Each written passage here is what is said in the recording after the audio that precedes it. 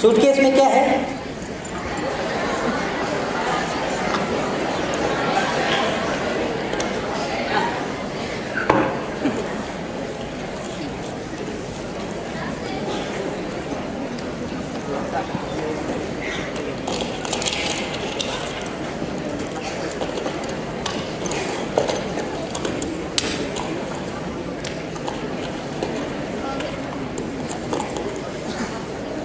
हाँ ठीक है।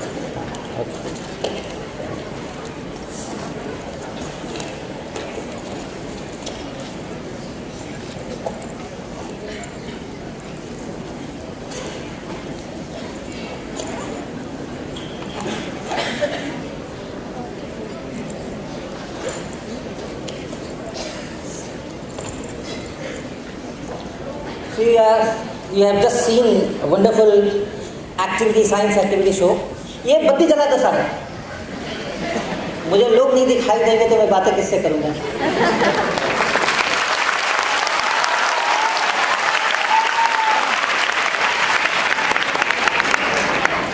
So the talk I prepared is on the exactly same lines which our previous speaker Dinesh ji was towing, and the title, as you can see, Spirit of Questioning. Can you see this presentation? Is it visible? Yes.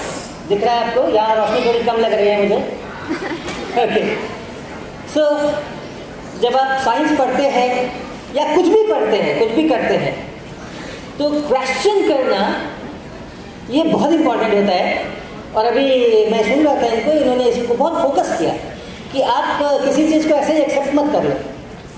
हमें भारतवर्ष में सिखाया जाता है बहुत बचपन से, संस्कारी बच्चा वो होता है, संस्कारी बच्चा वो होता है जो माता पिता की बात मानता है, जो अपने टीचर्स की बात मानता है, अपने शिक्षकों की बात मानता है, जो वो कहते हैं उसको मान लेता है. लेकिन इतना ज़्यादा संस्कारी भी होना नहीं चाहिए.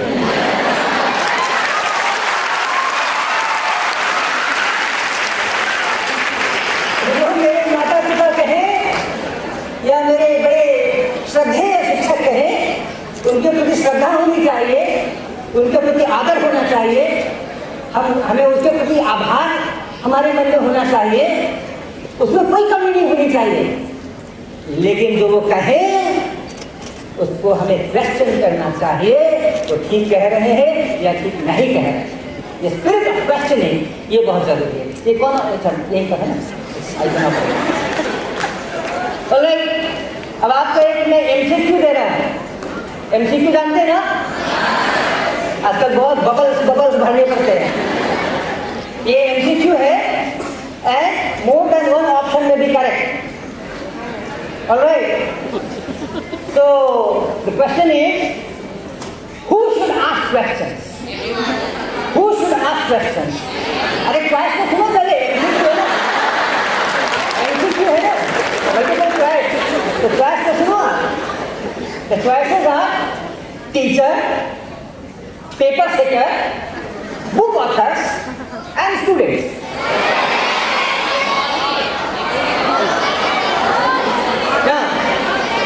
The present system of schools and colleges, present school college में जो चल रहा है उसमें इसका आंसर अगर हम खोजें तो yes, teacher has the right to ask question. शिक्षक पूछते हैं सवाल, खड़ा कर देते हैं, अरे हो जाओ बताओ. शिक्षक जो होते हैं, टीचर जो होते हैं, वो सवाल पूछते हैं, उनको अधिकार है सवाल पूछने का. पेपर सेटर को अधिकार है सवाल पूछने का, उनका तो काम ही वही है. टीचर को तो कुछ पढ़ाना भी पड़ता है, पेपर सेटर का तो काम ही वही है सवाल.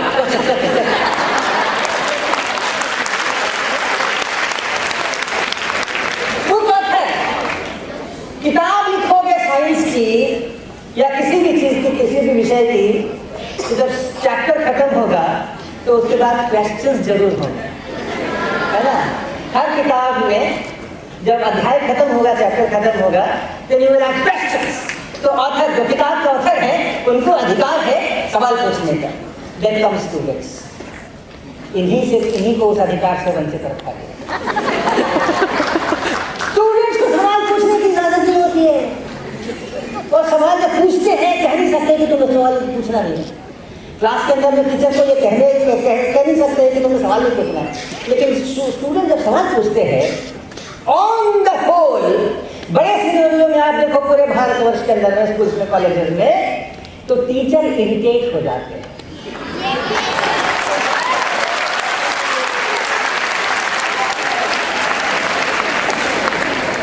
सवाल पूछने के लिए स्टूडेंट्स को इजाजत नहीं है। टीचर सवाल पूछेगा, स्टूडेंट आंसर करेगा। स्टूडेंट का काम है आंसर करना। और हम क्या सिखाते हैं स्कूल कॉलेजेस में? ऐसा वाला सवाल आए तो ऐसे आंसर करना, ऐसे वाला सवाल आए तो ऐसे आंसर करना, ऐसे वाला आए तो वैसे आंसर करना। हम आंसर करना सिखाते हैं। हमारे पूरे एजुकेशन के सिस्टम के अंदर में हम आंसर करना सिखाते हैं, हम सवाल पूछना नहीं सिखाते हैं। सवाल पूछने का काम दूसरे लोगों का है, स्टूडेंट्स का काम है ये लर्न करना कि ऐसा वाला सवाल आए तो हम कैसे आंसर करेंगे, वैसा वाला सवाल आए तो हम कैसे आंसर करेंगे।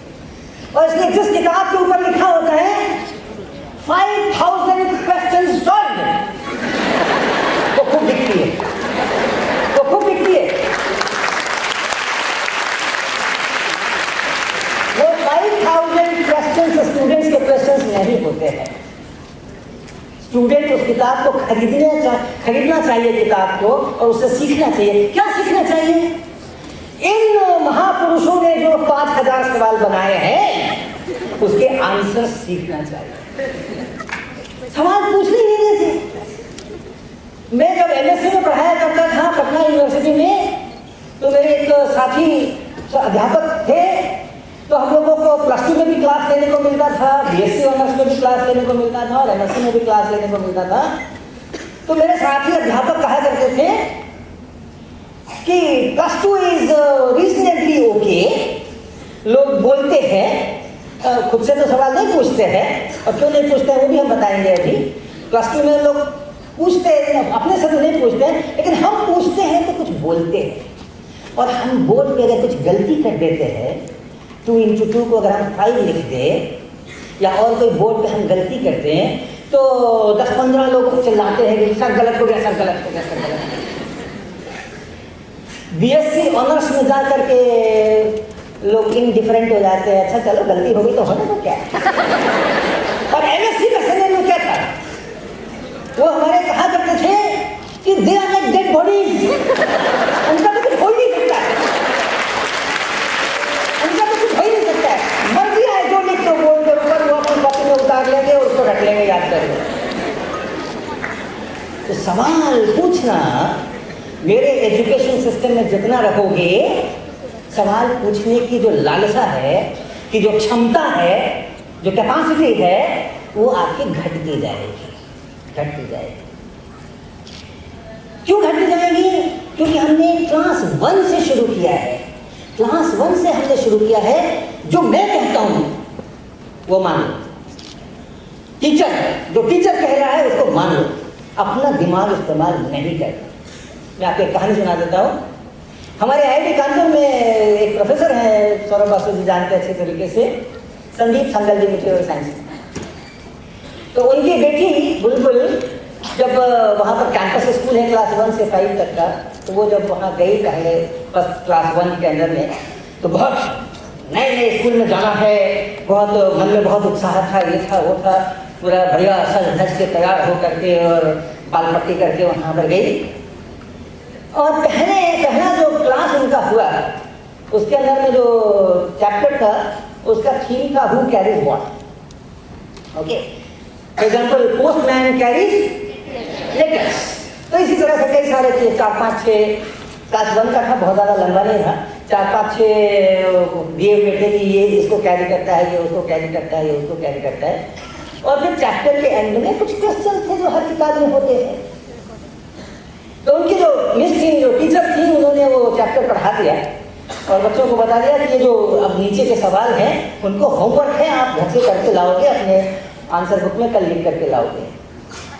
ऐसे ही होता है ना। तो वो बुलबुल बहुत जोश में घर गई वापस, और जाते ही उसने खाना पीना तो बाद में होगा, पहले ही उसने अपना होमवर्क का वो खोला, किताब खोली और उसके बाद वो सवाल पढ़ने शुरू किए और उनके आंसर सोच सोच करके लिखना शुरू किया। क्लास 1 का बच्चा है, अभी अभी स्कूल गया है, इसलिए सोच सोच कर लिख रहा है। जब बड़ा हो जाएगा तब सोच सोच के नहीं लिखेगा। और हम ट्रेन करेंगे उनको, हम उनको ट्रेन करेंगे कि सोचना नहीं, सोचना नहीं। मैं तो कह रहा हूँ मान लो सोचना नहीं, लेकिन क्लास 1 का बच्चा है, अभी भी स्कूल गया है, वो अभी सोच रहा है, सोच सोच करके वो उत्तर लिख रहा है। तो एक सवाल उसमें था, my father carries and then blank space dot dot dot dot dot. और इसने थोड़ा सोचा क्या लिखना है इसमें, and then she wrote LAP, आगे TOP, लैपटॉप। IIT कानपुर का प्रोफेसर है तो लैपटॉप ही तो कैरी करेगा।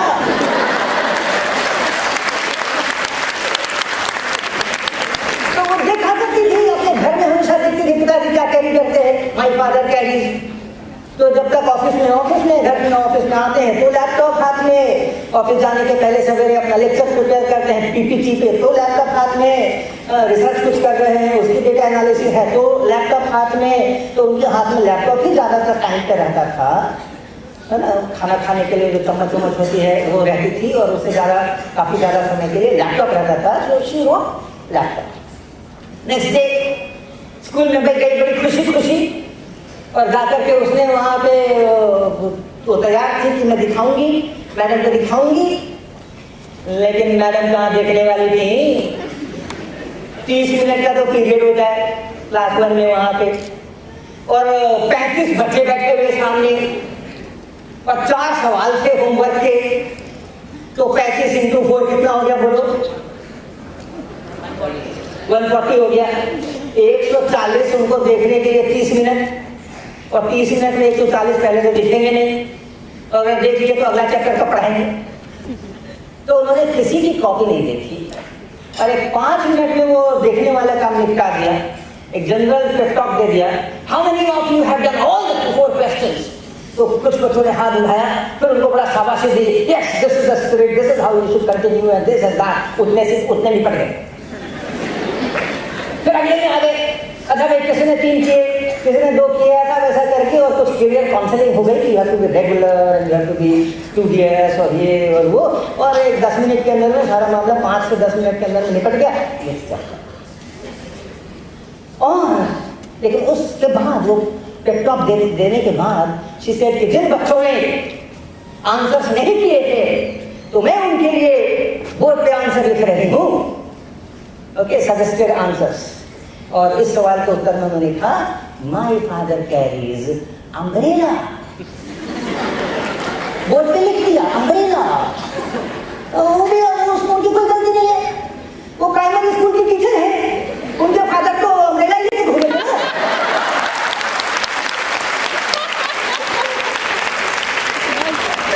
तो उनकी क्या गलती है, माई फादर कैरीज अम्ब्रेला। लेकिन अब बुलबुल को देखो, अब बुलबुल को देखो, बुलबुल ने देखा, हाँ इस सवाल का उत्तर होता है माय फादर कैरीज अम्ब्रेला। उसने अपने ड्राइंग बॉक्स से इरेजर निकाला, अपनी कॉपी में जो लैपटॉप लिखा था उसको इरेज किया, और पेंसिल से वहां पे लिखा अम्ब्रेला। हमने पहली ट्रेनिंग दे दी, सोचना नहीं, जो टीचर कहे वही उसका सही उत्तर होता है, सोचना नहीं। माय फादर कैरीज, मैं रोज देखती हूँ कि मेरे पिताजी लैपटॉप लेकर के घूमते हैं, कभी खाता लेके नहीं घूमे। क्योंकि जब भी उनको घर से ऑफिस जाना होता है, चाहे झमाझम पानी बरसता हो, वो तो अपनी 4 व्हीलर में घुस जाते हैं पोर्टिको में, और 4 व्हीलर चल देती है, और वहां से लौटते हैं उसी 4 व्हीलर में घुस जाते हैं। घर में आके पोर्टिको में गाड़ी लगती है, वहां से निकल के घर में घुस जाते हैं। कितनी भी झमाझम बारिश हो, मेरे पिताजी तो अम्ब्रेला कभी नहीं लेके जाते। लेकिन अगर आप क्लासरूम में हो, अगर आप स्कूल में हो, अगर आप एजुकेशन सिस्टम के अंदर में हो, तो ये सब सोचने की का अपराध मत करना, माय फादर कैरीज अम्ब्रेला। तो हम पहले दिन से उनको ये ट्रेनिंग देते हैं कि सोचना नहीं। अगर सोचोगे नहीं तो क्वेश्चन कैसे करोगे? सोचोगे तभी तो क्वेश्चन करोगे ना। तो इसलिए प्लस टू तक आते आते सोचने की, क्वेश्चन करने की जो स्पिरिट है वो ऑलमोस्ट खत्म हो जाती है। Alright, okay good. अब देखो जो क्वेश्चंस हैं, क्या यही ठीक था? अच्छा, पॉइंटर तो है, स्लाइड आगे निकालेंगे। हाँ, क्या करें? हाँ, it should work, yes, but it doesn't. It should work, but it doesn't. My education system should empower you to think, but it doesn't.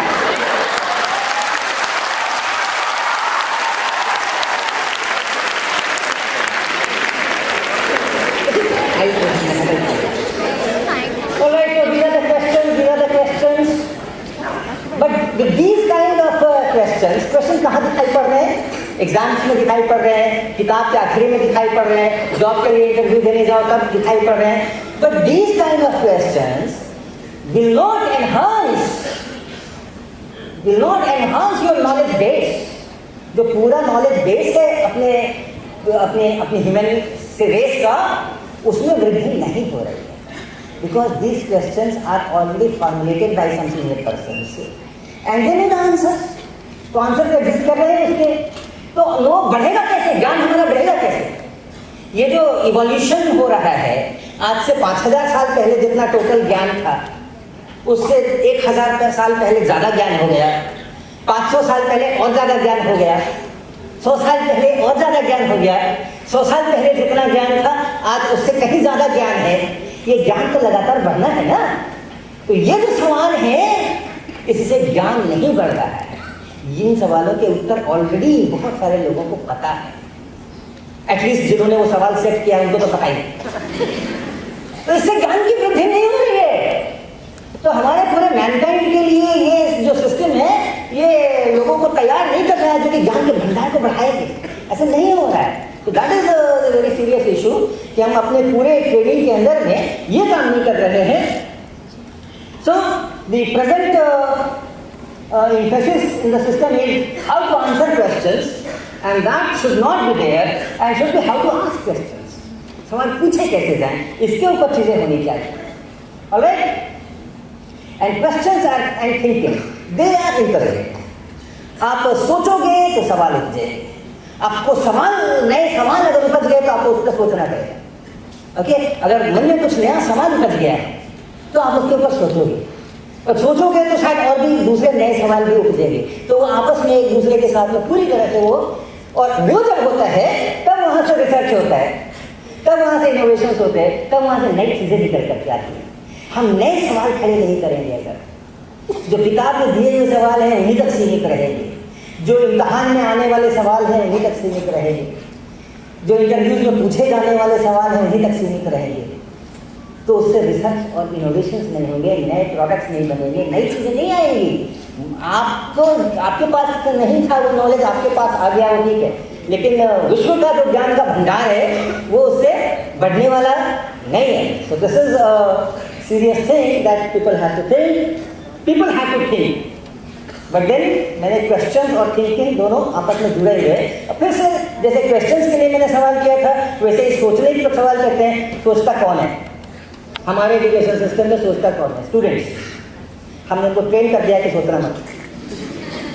आप में से जो लोग कोचिंग जाते होंगे, 11-12 के पढ़ने वाले जो लोग कोचिंग जा रहे होंगे, आप जरूर आपको कहा गया होगा सोचना नहीं, अरे 3 घंटे का तो इम्तहान होता है जेई का, उसमें सोचने बैठ जाओगे तो एकदम पिछड़ जाओगे। 1-1 मिनट कीमती होता है, वहाँ पर तुम वो सवाल देखने के बाद उस पर सोचने लग जाओगे, तब तो पास करोगे नहीं कभी। सोचना नहीं वहाँ पे, इसलिए इतना प्रिपरेशन करके जाओ, इतनी चीजें याद करके जाओ, बस सवाल दिखे फट से बकल करो, सवाल दिखे फट से बकल करो। और हम लोग सवाल बनाने वाले भी ऐसे ही होते हैं, जितनी देर का पेपर होता है उससे कहीं ज़्यादा देर का हम सवाल उसमें डाल देते सवाल, कई सारे जो हमने देखे बैंक, एसएससी और ये सब के एग्जाम्स होते हैं, उसमें तो हद ही कर देते हैं। 1 घंटे में अगर उत्तर देना है 60 मिनट के अंदर में, तो 120 सवाल है। अब कब सोचेगा वो, अब कब सोचेगा वो? तो बहुत मुश्किल है। स्टूडेंट्स जो है वो सोच सकते हैं, लेकिन उनको सोचने नहीं दिया जाता है, उनको उनके लिए सोचना वर्जित है। फिर आना टीचर सोचते हैं क्या?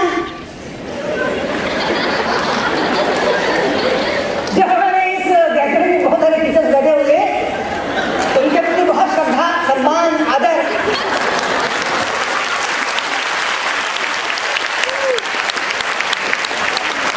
स्टूडेंट्स को सोचने नहीं दिया जाता है और टीचर को सोचने की जरूरत नहीं। टेक्स्ट बुक है ना एनसीईआरटी की, टेक्स्ट बुक में तो सब लिखा हुआ है, जो लिखा है उतना ही पढ़ाना है। और अब तो हमारे प्रकाश जी उसको भी आधा करने वाले हैं।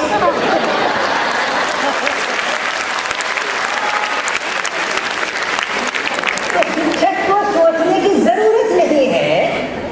पहले साल जब नया ज्वाइन करेंगे उस समय में सोचना थोड़ा पड़ेगा। 2 साल, 3 साल, 4 साल, फिर एनसीईआरटी की किताब याद हो जाएगी।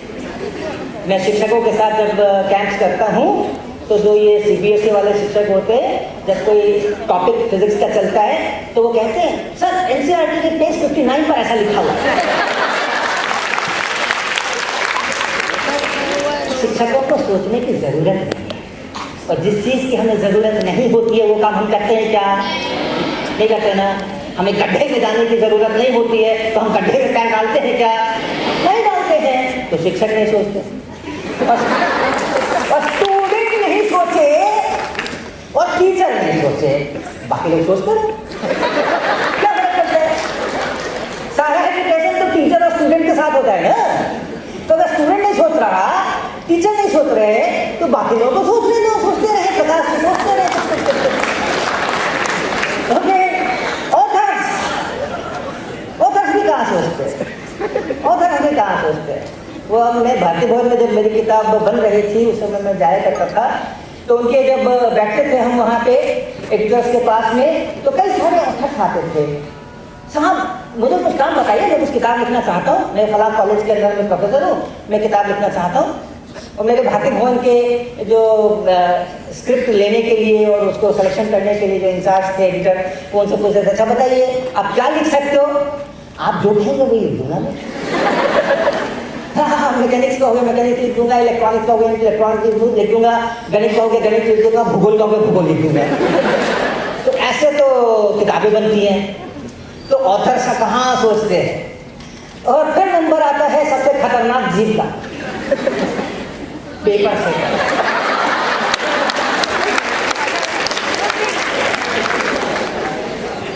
पेपर सेटर ने अगर सोच लिया किसी एग्जाम के पहले, पेपर सेटर ने अगर सोच लिया तो सड़कों के ऊपर दंगे हो जाते हैं, पुलिस को लाठी काट के। अभी हाल में बिहार में अभी इसी महीने के अंदर मार्च में या फरवरी में आपने देखा होगा टीवी में, मोतिहारी और कई जगह के ऊपर इतना हिंसक प्रदर्शन हुआ है। क्यों? बोर्ड एग्जाम में जो प्रश्न आए थे वो सिलेबस से बाहर थे, पुलिस को लाठियां चलाने लगी। कोई नहीं सोच रहा, पूरी एजुकेशन सिस्टम में कोई सोच ही नहीं रहा। Student, teacher, author, paper setter, कोई नहीं सोच रहा। ओके, सिलेबस कमेटी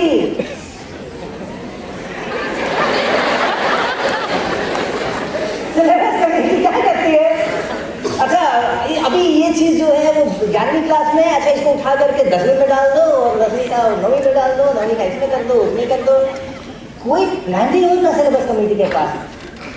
एनसीईआरटी की किताबें जब पिछली बार रिवाइज हुई थी 8-10 साल पहले, तो एमएचआरडी ने एक जो सर्कुलर भेजा सीबीएसई के डायरेक्टर ने, तो उसके अंदर में कहा कि भाई कोर्स बहुत भारी है, इसको थोड़ा हल्का करना है तो चीज़ों को काटना है। कोई टॉपिक कटा नहीं, किताब हल्की हो गई। कोई टॉपिक कटा नहीं और किताब हल्की हो गई। कैसे हो गई? तो जगह जगह लिख दिया डेरिवेशन नॉट रिक्वायर्ड।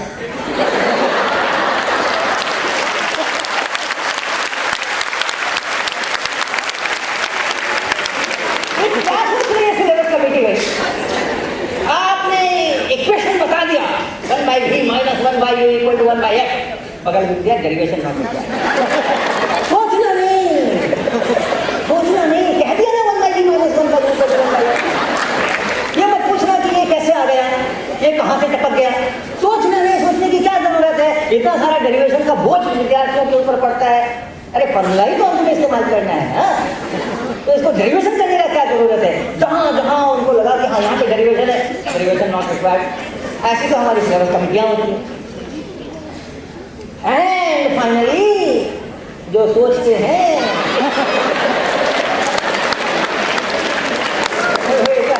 केवल सोचते हैं और कोई नहीं सोचता। क्वेश्चन नहीं हो रहा तो सोचोगे क्या। दोनों चीजें रिलेटेड। क्वेश्चन करने की प्रवृत्ति को पहले दिन से अगर किल कर दिया स्टूडेंट्स के अंदर में और टीचर्स के अंदर में इसलिए कि टीचर्स को ज़रूरत नहीं है, और स्टूडेंट्स के अंदर में इसलिए कि स्टूडेंट्स को इम्तहान पास करना है, उसमें सोचना एक घातक उसका कंपोनेंट है। वो सोचने बैठ जाओगे तो परीक्षा में अच्छा नहीं करोगे, फिर सारी चीज़ें जो है ऐसी चलेंगी।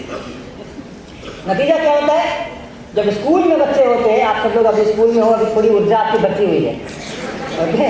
बाद में जब आप और ऊपर की क्लास में जाओगे तो फिर देखना क्या होगा, ओके। तो आप उस समय में बड़े एक्साइटेड होते हैं। मेरे को जाने कितने मेल्स रोजाना मिलते हैं जो लोग कहते हैं कि हम साइंटिस्ट बनना चाहते हैं। क्लास 8 का बच्चा, क्लास 9 का बच्चा, 10 का बच्चा कहते हैं हम साइंटिस्ट बनना चाहते हैं, हम इसरो में जाना चाहते हैं, हम स्पेस साइंस करना चाहते हैं, हम पार्टिकल फिजिक्स करना चाहते हैं। छोटे छोटे बच्चे, उनको बहुत एक्साइटमेंट रहता है साइंस। लेकिन क्या होता है, stimulated de excitation by college university.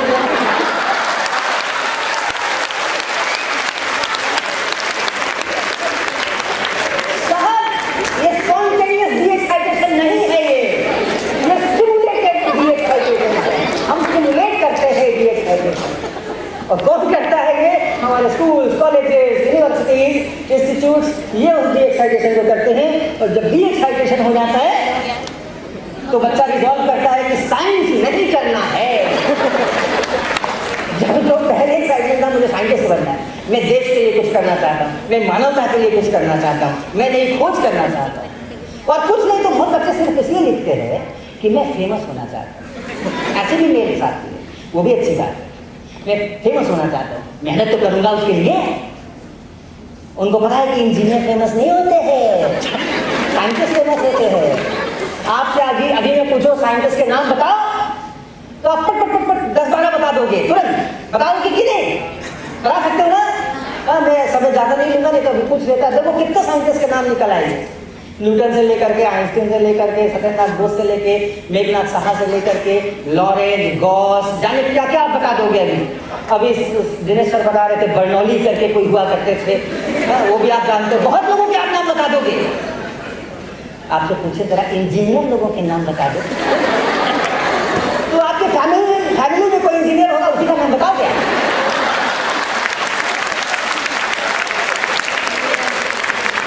तो बहुत सारे बच्चे ईमेल पे लिखते हैं हम फेमस होना चाहते हैं इसलिए हम साइंटिस्ट बनना चाहते हैं। लेकिन क्लास 12 तक आते आते मेरा एजुकेशन सिस्टम इतना स्टिमुलेटेड डी एक्साइटेशन करा चुका होता है। साइंस, प्योर साइंस, ना। बीएससी में एडमिशन, इतने गए गुजरे थोड़े हैं। अरे प्राइवेट कॉलेज में हम इंजीनियरिंग कर लेंगे, प्राइवेट कॉलेज में हम मेडिकल कर लेंगे, बीएससी में एडमिशन, इतने गए गुजरे थोड़ी हैं। वहां तक पहुंच जाती है बात, इतना डी एक्साइटेशन हो चुका होता है। साइंस नहीं करना, प्योर साइंस नहीं करना। बहुत सारे हमारे मित्र हैं जो जर्नलिज्म करते हैं, पत्रकार लोग, बहुत सारे, कुछ भी होता है तो मुझे फ़ोन करते हैं, वर्मा साहब ये हो गया, ये क्या हो गया, वो ग्रेविटेशनल वेव आ गई तो क्या हो गया, फलाना हो गया तो क्या हो गया। अक्सर तो उन मुलाकातों में कभी कभी जब अपनी दोस्ताना बातें शुरू होती हैं तो हम उनसे पूछते हैं कि आपके जर्नलिज्म करने का शौक कब पैदा हुआ, है ना, ऐसे ही पूछे जाते हैं सवाल। तो कहते हैं शौक वो कुछ नहीं पैदा हुआ सर, वो फिजिक्स इतनी टफ लगती थी स्कूल में, करने का ये साइंस वाइंस तो अपनी बस की बात है, नहीं करेंगे नहीं साइंस, कुछ और ही करना है, तो जर्नलिज्म का रास्ता पकड़ लिया। तो ये जो समस्या है अपने सिस्टम की कि साइंस जैसी रोचक साइंस जैसी आसान, साइंस जैसी मधुर, अभी आपने देखा पिछले शो के अंदर में, उसके प्रति इतनी वितृष्णा, उसके प्रति इतनी वितृष्णा पैदा हो जाती है हमारे सिस्टम में रहते रहते थोड़े दिन के अंदर में, ये कितनी बड़ी बात है। इसीलिए हो जाती है कि हम पहले दिन से सवाल पूछने को इनकरेज नहीं करते हैं, सवाल पूछने की स्पिरिट हम दबा के रखते हैं और इसके कारण से थिंकिंग दब जाती है। तो मैं अपनी तरफ से जो प्रयास करता हूँ उनमें से एक प्रयास में यहाँ पे आपको दिखा रहा हूँ। हमने ये एक ऑनलाइन कोर्स दिया था, learning physics through simple experiments. ये इंडियन IIT कानपुर के प्लेटफॉर्म से ये हुआ था, फ्लोट हुआ था। 54,000 लोगों ने उसमें रजिस्टर किया था उस ऑनलाइन कोर्स के अंदर में। ये सितंबर 2017 की 2016 सितंबर 2016 की बात है। कुल 24 लेक्चर दिए गए थे, ऑनलाइन था, फेस टू फेस नहीं थे हम, स्टूडेंट्स के साथ रूबरू नहीं थे हम। 12 घंटे का टोटल कंटेंट था, क्योंकि हर लेक्चर में ना आधे घंटे का होता था, 25 मिनट का होता था, और टोटल 24 लेक्चर थे, तो 12 घंटे से भी कम, तो 11 घंटे वगैरह का टोटल कंटेंट था। लेकिन उस प्लेटफॉर्म के ऊपर सवाल पूछने की सुविधा थी। अगर हम फेस टू फेस होते तो हम डांट देते, सवाल क्यों पूछ रहे, मेरा टाइम बर्बाद कर रहे। लेकिन वो सुविधा मेरे पास नहीं थी, और उस प्लेटफॉर्म पे एक फोरम बन गया था जिसमें स्टूडेंट्स अपने सवाल पूछ सकते थे। शायद उन स्टूडेंट्स को जो कोर्स कर रहे थे, बहुत दिनों के बाद ऐसी आज़ादी मिली कि वो सवाल पूछ सकते, बहुत दिनों के बाद शायद आज़ादी मिली कि वो सवाल पूछ सकते। और उस कोर्स में कुल मिला करके 4,500 सवाल पूछे गए। 11-12 घंटे के कंटेंट पे करीब 4,500 सवाल पूछे गए, और उसमें आपस में एक दूसरे को भी रिप्लाई, मैं भी रिप्लाई कर सकता था और लोग भी आपस में एक दूसरे के ऊपर रिप्लाई कर सकते थे। 21,000 से ज़्यादा आंसर्स पोस्ट किए गए।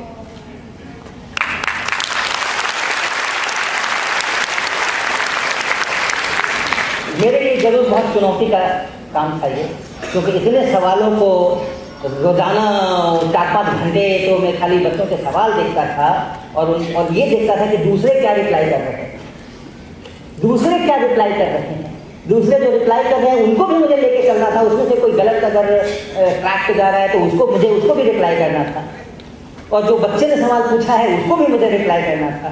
5-6 घंटा रोजाना हम केवल सवाल रिप्लाई करते थे। मेरे ऊपर बहुत प्रेशर था उस समय में।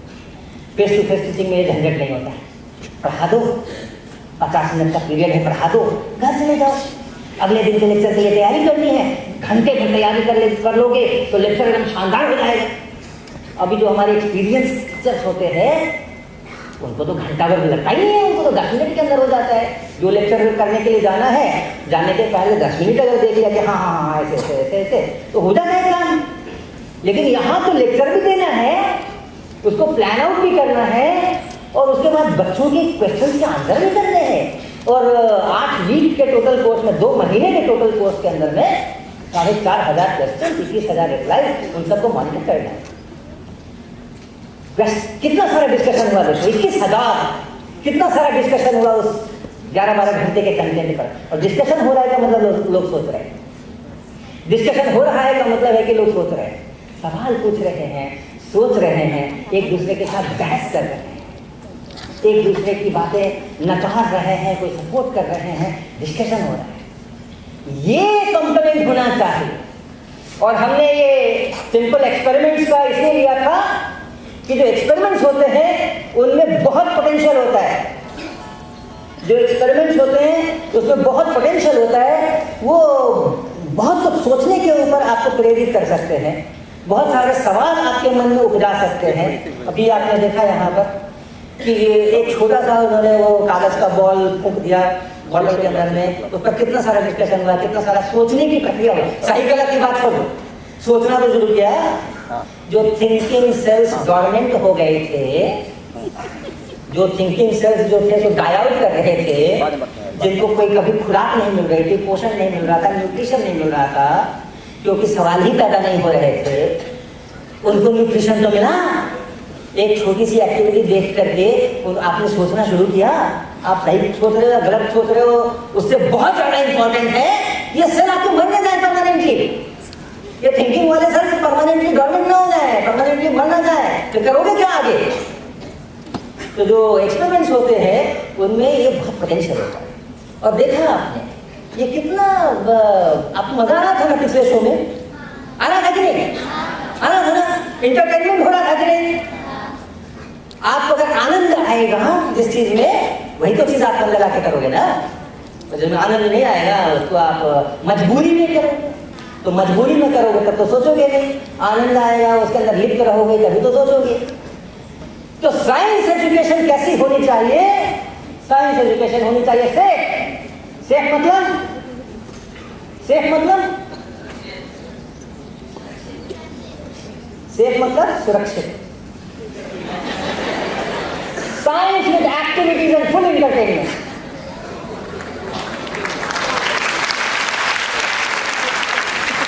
साइंस विद एक्टिविटीज, ये इक्वेशन, समीकरण, डेफिनेशंस, परिभाषाएं, पता नहीं बहुत सारे जो हमारे शिक्षक होते हैं और एग्जामिनर्स होते हैं उनको परिभाषाओं से बड़ा प्यार होता है। वो परिभाषा, एक तो हमने एक टॉक अटेंड की, उसमें जो रिसोर्स पर्सन थे वो कहते थे देखो जो परिभाषाएं होती हैं और जो नियम होते हैं, न्यूटन का नियम, गॉस का नियम, फलाने का नियम, ढिमाके का नियम, उनके शब्दों में हेर फेर अलाउड नहीं है। जो शब्द उन्होंने इस्तेमाल किए हैं उसमें हेर फेर अलाउड नहीं है। उसके अर्थ, उसके स्पिरिट, वो सब गया किनारे। वही वही शब्द होंगे, कभी वो परिभाषा के ऊपर पूरे नंबर मिलेंगे। और अगर आपने उस शब्द इधर उधर कर दिए हैं तो आपको नंबर नहीं मिलने वाले।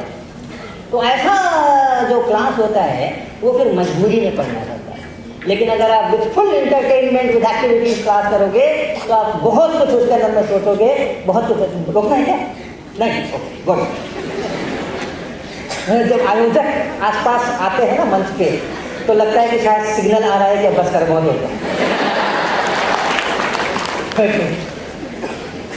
तो ये जो डेमोन्स्ट्रेशन और एक्सपेरिमेंट्स होते हैं उनमें ये बहुत ज़बरदस्त क्षमता होती है, उनमें पोटेंशियल होता है कि वो आपको सोचने के लिए प्रेरित करें, वो आपके मन में नए नए सवाल उत्पन्न करें। और इसलिए जो साइंस के क्लासेस हैं they must be activity based, जैसा दिनेश जी पूरा प्रयास कर रहे हैं अपनी कंपनी के माध्यम से। ओके, तो हम लोग भी कुछ करेंगे, हाँ हम लोग भी कुछ इसी तरह की चीज़ करेंगे। लेकिन एक्सपेरिमेंट्स कैसे होने चाहिए ये भी बात है। हमारे जो पॉलिसी मेकर्स हैं उनसे जब हम ये बातें करते हैं तो भाई साइंस में, हमारे साइंस एजुकेशन में वो एक्सपेरिमेंट्स का कंपोनेंट गायब हो रहा है। हमारे टाइम में तो ऐसा होता था, ये पुराने लोगों की फितरत होती है, हमारे टाइम में ऐसा होता था। तो हम बताते थे हमारे टाइम में तो टीचर आते थे पढ़ाने के लिए तो कुछ हाथ में लेके आते थे, कुछ एक्सपेरिमेंट्स करते थे, डेमोन्स्ट्रेशंस करते थे क्लास में, तब पढ़ाते थे। अभी वो कंपोनेंट गायब हो गए।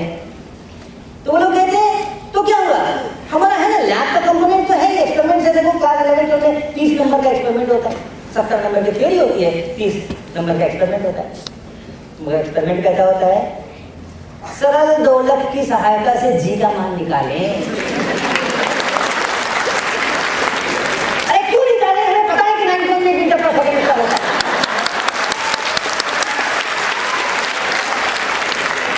मालूम है कि 9.8 मीटर पर सेकंड स्क्वायर होता है, और अगर हमने निकाला और 12 मीटर प्रति सेकंड स्क्वायर निकाल दिया तो आप नंबर दोगे क्या? तो क्यों निकालोगे? तो ऐसे एक्सपेरिमेंट्स, वो एक्सपेरिमेंट क्या हुआ भैया? वो एक्सपेरिमेंट क्या हुआ फिर? जिसको लाखों मिलियंस लोग कर चुके हैं, हर साल हर 11वीं क्लास का जो बच्चा होता है वो पेंडुलम मिलाता रहता है। और क्या कर रहे हो? और जो पुस्तक होती है, एक्सपेरिमेंट्स का जो किताब होती है ना, जिसमें प्रयोग सब लिखे रहते हैं और उसको देख देख के लैब में एक्सपेरिमेंट करना है, उसमें सारे उसके प्रयोग लिखे रहते हैं। नंबर 1 धागे को ऐसा करना, नंबर 2 ऐसा गांठ लगाना, नंबर 3 कॉर्ड के बीच में ऐसे फंसाना, नंबर 4 ऐसा घुमाना। क्या कर रहे हैं? और यहाँ तक कि उसके बाद जो ग्राफ खींचना रहता है किसके किसके बीच, वो ग्राफ भी किताब में लिखा रहता है पहले से। एल और टी स्क्वायर का ग्राफ स्ट्रेट लाइन होगा और नंबर सब लिखे हुए हैं वहां पे। मेरे लिए छोड़ा ही क्या आपने? पढ़ाएंगे। ऐसे हमारे एक्सपेरिमेंट्स होते हैं, इससे काम नहीं चलता। एक्सपेरिमेंट्स का मतलब एक्सपेरिमेंट्स होना चाहिए, नई चीज़ें होनी चाहिए जिसका रिजल्ट मुझे पता नहीं है, मुझे सोचना पड़ेगा, वो होता है एक्सपेरिमेंट। तो ऐसा होना चाहिए। हम लोगों ने ये प्रयोग किया अभी इसी अक्टूबर से और अभी फरवरी के बीच में हमने क्लास 8 को साइंस पढ़ाया है स्कूल में जाकर के। अपने स्कूल, अपने इंस्टीट्यूट में जो अपॉर्चुनिटी स्कूल है आप जानते हैं, तो अपॉर्चुनिटी स्कूल का क्लास 8 का साइज हमने कहा इस सेशन का मुझे दे दो, अब पढ़ाएंगे। तो मैं और जो हमारी टीम है शिक्षा चौपान की, अन्वेषिका की, हम लोगों ने मिलकर के पूरा पढ़ाया और उस पूरा पढ़ाने के अंदर में हमने इसका नाम दिया LED क्लासेस, है ना, LED क्लासेस। तो उसके अंदर में LEDs नहीं जला करती थी, उसका नाम था LED क्लासेस, क्योंकि उसमें लेक्चर्स, एक्सपेरिमेंट्स और डिमॉन्स्ट्रेशंस सब साथ साथ चलते थे। हमने पूरे क्लासरूम को रीडिजाइन कर दिया, पूरे क्लासरूम को हमने रीडिजाइन किया। बोर्ड भी लगा है, ग्रीन बोर्ड भी लगा है, चौक भी पड़ी है और शिक्षक के लिए साइड में 2 फीट बाय 4 फीट की डेमोन्स्ट्रेशन की टेबल पड़ी है। उस दिन का जो प्लान है कि आज ये पढ़ाना है, उस टॉपिक से रिलेटेड क्या मैं दिखाने वाला हूँ, हाथ में क्या लेके जाने वाला हूँ, वो सब उस टेबल के ऊपर पहले हमने इकट्ठा किया हुआ है और समय समय पर हम पढ़ाने के साथ साथ जो डेमोन्स्ट्रेशंस कर रहे हैं, वो जो फेनोमेना है उसको लाइव दिखा रहे हैं। तो साइंस कोई एलियन चीज़ नहीं है कि अलग से उसको याद करना पड़ेगा, लाइव दिखा रहे हैं और बच्चे एक्सपेरिमेंट्स कर रहे हैं। ये हो गया कि डेमोन्स्ट्रेशन हो गया। फिर जगह जगह पर जहाँ हमें समझ आता है यहाँ पर बच्चों से कराना चाहिए, तो फिर थोड़े लंबे एक्सपेरिमेंट्स हैं। टीचिंग के लेक्चरिंग के साथ जो करते हैं वो छोटे छोटे डेमोन्स्ट्रेशन होते हैं और फिर बच्चों को इसे करवाना होता है तो थोड़े लंबे, तो उसको हम लोग एक्सपेरिमेंट्स कहते हैं हमारी टीम में। तो लेक्चर्स, एक्सपेरिमेंट्स, डेमोन्स्ट्रेशन सब मिल के एक साथ चलेंगे। ये नहीं कि लेक्चर पहले यहाँ हो गया और उसके बाद ले जा रहे हैं। ओम के नियम को सत्यापित करो, वेरिफिकेशन ऑफ ओम्स लॉ। कोई किसी को शंका है क्या? ओम्स लॉ में किसी को कोई शंका है क्या? तो काहे को वेरीफाई करवा रहे हो? तो काहे को वेरीफाई कर रहे हो? पता है हाँ ओम्स लॉ होता है। हाँ, ओम्स लॉ में भी जहाँ ओम्स लॉ नहीं काम आता है, ऐसी भी चीजें होती है ना जहाँ ओम्स लॉ काम नहीं आता है, वैसे कुछ रखो तो कुछ सोचने को मसाला मिले कि लोग कहते तो हैं कि यार V बराबर IR होता है, V बटा I कांस्टेंट होता है, जब पोटेंशियल डिफरेंस दुगना कर देते हैं तो करंट भी दुगना हो जाता है। लेकिन यहाँ तो ऐसा नहीं हो रहा है। वैसा कुछ हो तो कुछ सोचने की भी बात उठे। लेकिन अगर वैसा कर दिया आपने, एक्सपेरिमेंट किया, पता चला कि नहीं आपका V बाई I 5 रीडिंग्स लेना और 5 रीडिंग्स में अगर V बाई I में समानता नहीं आई, कुछ ज्यादा डिफरेंस आ गया, तो आपका एक्सपेरिमेंट गलत है। तो ये LED क्लासेस के अंदर में हमने सारा काम इसी प्रकार से किया, जिसमें कि सब क्लासेस के अंदर में ये देखो इसके हाथ में मल्टीमीटर है। ये क्लास 8 का चल रहा है, इलेक्ट्रिसिटी का ही चल रहा है, आवेश आवेश पढ़ाया जा रहा है और ये मल्टीमीटर हाथ में लेकर के ये समझा रहे हैं कि मल्टीमीटर में क्या क्या होता है। ये सब बच्चों को दे दिया मल्टीमीटर और कुछ कुछ रेसिस्टेंसेस दे दिए ना। तो अब मैं किसी को कहूँगा ना 8वीं क्लास के बच्चे को मल्टीमीटर पकड़ा दिया, इतना हाई फाई क्यों जाते हो, IT का प्रोफेसर हो भैया। मल्टीमीटर से वोल्टेज नापने के लिए कोई थियरी अलग से पढ़ने की जरूरत नहीं है। वोल्टमीटर अगर दे दूंगा तो कहेंगे हाँ ठीक है। तो जैसे वोल्टमीटर में 2 तार जोड़ने होते हैं, वैसे मल्टीमीटर में 2 तार जोड़ने होते हैं। और उसका जो नॉब है, उस नॉब को केवल वोल्टेज वाली रेंज में खिसका के ले आना पड़ता है। 8वीं क्लास के बच्चे उसको बखूबी कर सकते हैं, 3री क्लास के बच्चे भी कर सकते हैं, 4थी क्लास के बच्चे भी कर सकते हैं। तो ये नामों से भयभीत होना नहीं है। अब उनको जब हमने समझा दिया कि ऐसे करना, यहाँ डिस्प्ले पे आ जाएगा, वो वोल्टेज हो जाएगा, तो फिर वो यूज्ड बैटरी, बिना यूज्ड बैटरी और ये वाला सेल और वो वाला सेल, तरह तरह की चीज़ें उन्होंने फिर नाप नाप करके अपना अभ्यास किया। तो हमेशा शिक्षक के हाथ में डंडा नहीं चाहिए, शिक्षक के हाथ में छड़ी नहीं चाहिए, शिक्षक के हाथ में कोई न कोई डेमोन्स्ट्रेशन का ऑपरेटर्स होना चाहिए। इसका हम लोगों ने ये प्रयोग किया और बहुत सभी को बहुत अच्छा लगा। जो हम पढ़ा रहे थे हमें भी और जो पढ़ रहे थे बच्चे हमें भी। और आपको बताओ, ये क्लासेस हमने जो स्कूल के साथ में तय किया था, उनके साथ जो हमने सारी बातें की थी, ये क्लासेस 75 मिनट की होती थी। क्लास 8 की साइंस की क्लास हमारी 75 मिनट्स की होती थी। और सब कहते थे कि ये क्लास 75 मिनट्स की क्यों है, ये 2 घंटे की क्यों नहीं है।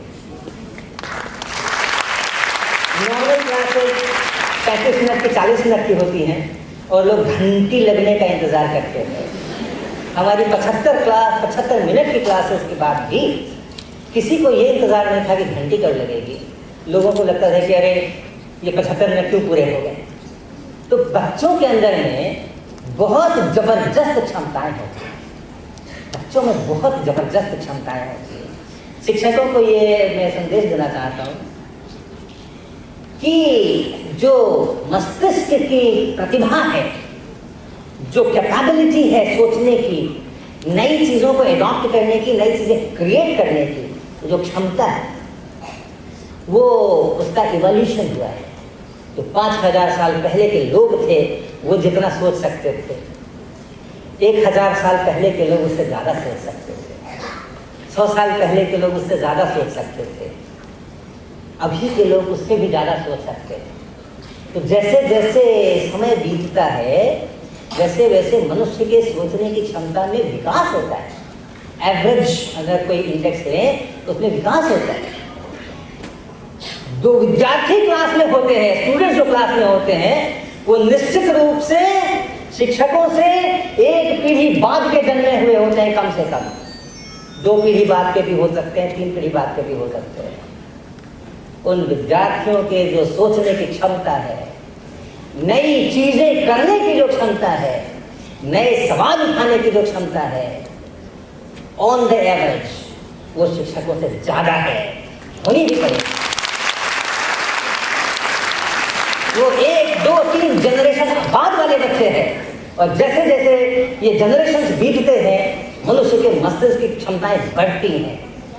उनको आप खाली बोतल मत समझना और आप उसमें ज्ञान का भंडार ठूंसोगे, ऐसा मत समझना। वो खाली बोतल नहीं है, वो ऑलरेडी क्षमताओं से भरी हुई बोतल है। ऑलरेडी उनके दिमाग में बहुत सारी चीज़ें बनी हुई हैं, चल रही हैं। आप उसके अंदर में अपने ज्ञान का भंडार ठूंसना चाहते हो, ठूस के वो ओवरफ्लो हो जाएगा, वो अंदर नहीं जाएगा।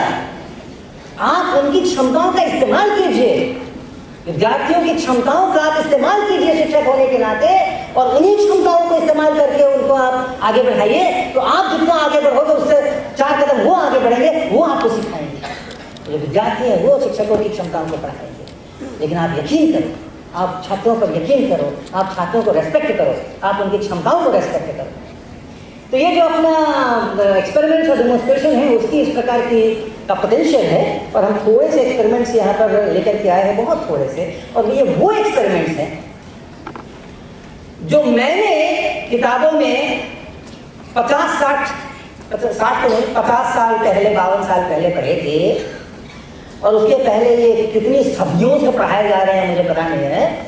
Well established experiments.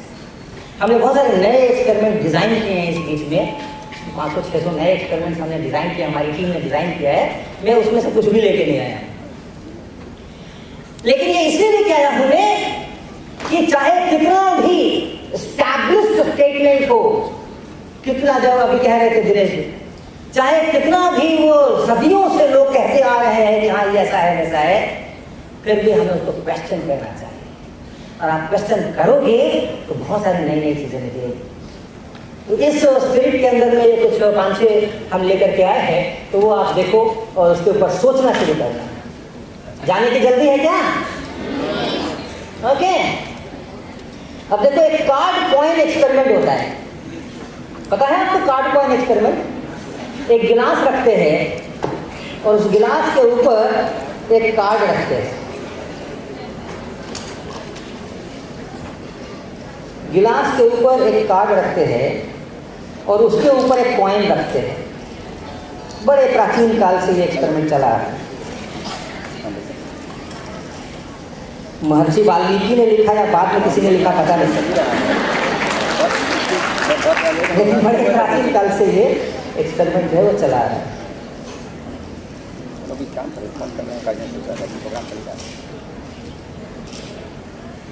तो ये कार्ड है, इस कार्ड को यहाँ पे रखते हैं इसके ऊपर, और इसके ऊपर एक कॉइन रखते हैं। आपको कॉइन दिखाई तो नहीं देगा, लेकिन ऐसा मैं केवल आपको एक्सपेरिमेंट बता रहा हूँ कि क्या है, आपको सबको पता होगा ये।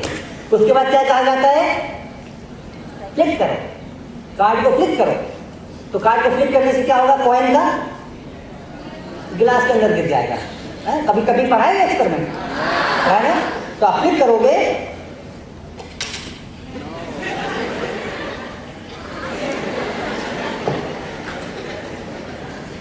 ये एक्सपेरिमेंट क्या दिखाने के लिए किया जाता है, कौन सा नियम समझाने के लिए किया जाता है, लॉ ऑफ इनर्शिया, न्यूटन का पहला गति नियम। जो चीज जहां रहती है वहीं रहना, और अगर चल रही हो तो चलती रहना चाहती है। तो कॉइन जो है वो नहीं चल रहा था, रेस्ट में था, तो वो रेस्ट में ही रहा, नीचे से ये फ्लिप हो गया और वो गिलास में गिर गया। लेकिन अभी मैंने क्या देखा, वो गिलास में नहीं गिरा, मतलब न्यूटन का प्रथम गति नियम काम नहीं करता है। लॉ ऑफ इनर्शिया जैसी चीजें नहीं। हिम्मत है भैया कहने की, हिम्मत है कहने की, क्यों नहीं हिम्मत है कहने की? मैंने तो अपने हाथ से किया है, मैंने अपने हाथ से किया है। जैसा किताब में लिखा था वैसा ही किया। एक ग्लास टम्बलर लिया, उसके ऊपर एक कार्ड रखा, ऐसे ही लिखा था किताब के अंदर में, उसके ऊपर सेंटर में एक कॉइन रखा और कार्ड को फ्लिप कर दिया, और वो उसके अंदर में नहीं गिरा, वो बाहर गिर गया। मैं क्या करूं, मैं क्या करूं? तो गड़बड़ है, ये सदियों से चला रहा है। न्यूटन के प्रथम गति नियम का उदाहरण है ये। कार्ड को फ्लिप करो, कॉइन अंदर चले जाएंगे। क्वेश्चन करो, नहीं, गलत बात है ये अंदर नहीं जाता है। कभी कभी चला भी जाता है, कभी कभी चला भी जाता है। न्यूटन का प्रथम गति नियम कभी कभी काम भी कर देता है, ऐसा नहीं चलेगा। तो अब इसके एक्सप्लेनेशन को फिर से सोचना पड़ेगा। भले ही वो 100 साल से ये एक्सपेरिमेंट बोला जाता है, भले ही उसको कहा जाता हो कि डिमॉन्स्ट्रेशन है लॉ ऑफ इनर्शिया का, लेकिन नहीं, उसको क्वेश्चन करना पड़ेगा। उसको क्वेश्चन करो, उस पर एक्सपेरिमेंट करो, तो आप पाओगे कि कभी कभी ये नहीं भी जाता है। और क्यों नहीं जाता है, अब सोचना शुरू करो, क्यों नहीं जाता है? हमने धीरे से फ्लिप किया था, अगर हम जोर से फ्लिप करते तो चला जाता है। यानी न्यूटन के प्रथम गति नियम को थोड़ा एक्सटेंड करने की जरूरत है। ये तभी लागू होता है जब चीजें जोर से चलती हैं।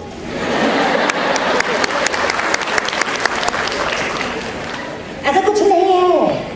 वो बाहर क्यों गिरा, कॉइन पर बाहर की तरफ, इधर से आप देख रहे हो दाहिनी तरफ, किसने बल लगा दिया?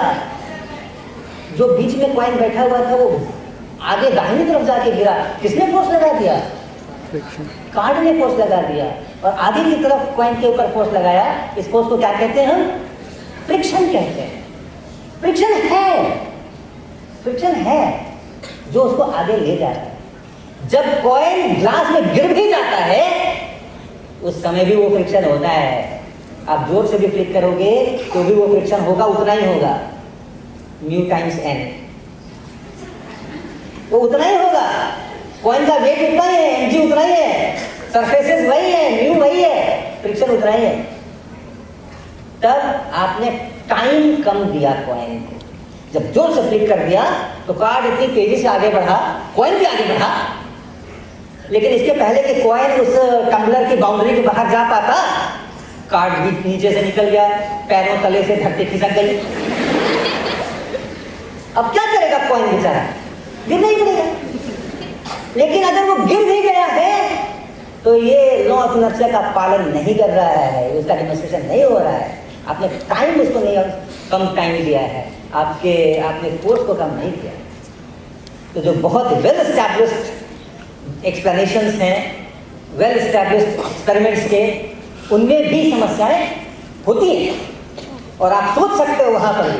अब ये देखो, ये इतने सालों से, 100 सालों से चल रहा है, मैंने कभी किसी जगह पर, किसी किताब में, इंटरनेट के ऊपर, नेट के ऊपर जो साइंस शोज करते हैं, साइंस कम्युनिकेटर्स होते हैं, क्लासरूम के टीचर्स होते हैं, कभी किसी को इस पर क्वेश्चन करते हुए मैंने सुना नहीं आज तक। कभी किसी को क्वेश्चन करते हुए सुना नहीं आज तक। क्यों नहीं क्वेश्चन करना चाहिए? हाथ से काम क्यों नहीं करना चाहिए? किताब में लिखा है ऐसा होता है और ये लॉ ऑफ इनर्शिया का उदाहरण है, हमने मान लिया कि हाँ ऐसा होता है और ये लॉ ऑफ इनर्शिया का उदाहरण है। इतने वर्षों के अंदर में, इतनी बड़ी दुनिया के अंदर में, इतने सारे शिक्षक, इतने सारे विद्यार्थी, इतने सारे साइंस कम्युनिकेटर्स, किसी ने ये सवाल क्यों नहीं उठाया? ये सवाल उठाया क्यों नहीं किसी ने? ये ज़्यादा गंभीर बात है। इसका क्या एक्सप्लेनेशन है, सही है गलत है, वो कम गंभीर बात है, लेकिन लोग सवाल नहीं उठाते। सवाल करने की प्रवृत्ति जो है वो खत्म होती चली जा रही है, लोग सवाल नहीं उठा रहे। सब मैंने इसको पढ़ा था जब मैं क्लास 8 वगैरह में था, वो कब की बात है, वो 60s की बात है। उस समय से ये एक्सपेरिमेंट चला रहा है। ये देखो पानी पलटने वाला है ये,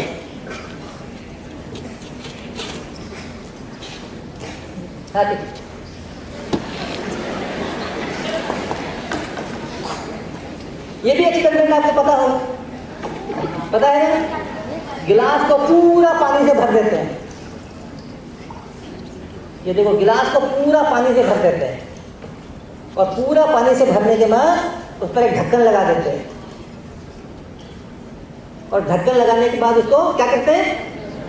पलट देते हैं, है ना? पूरा भरना जरूरी है कि कम भरने से भी चलेगा? पूरा भरना चाहिए। ये पूरा भर करके उसको पलट देते हैं और फिर यहाँ से हाथ हटा लेते हैं, तो क्या होता है? ये जो ढक्कन है वो नहीं गिरता है, कभी कभी गिर भी जाता है। देखते हैं, बच गए, नहीं गिरा। क्यों नहीं गिरा भाई? क्यों नहीं गिरा? जब उल्टा कर दिया तो गिरना चाहिए था।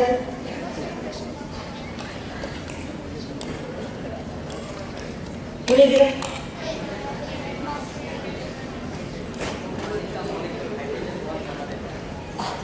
एडहेशन हो जाता है, एडहेशन हो जाता है। ओके, और बताइए। Air pressure, that is standard explanation, है ना? एयर प्रेशर क्या? व्हाट? एलाबोरेट करो। 1 नंबर का सवाल है या 3 नंबर का सवाल है? 1 नंबर का सवाल है तो आप बता दो। रीजन एयर प्रेशर हो गया काम। 3 नंबर का सवाल है तो थोड़ा लिखना भी पड़ेगा। थोड़ा पढ़ा। एयर प्रेशर है तो क्या?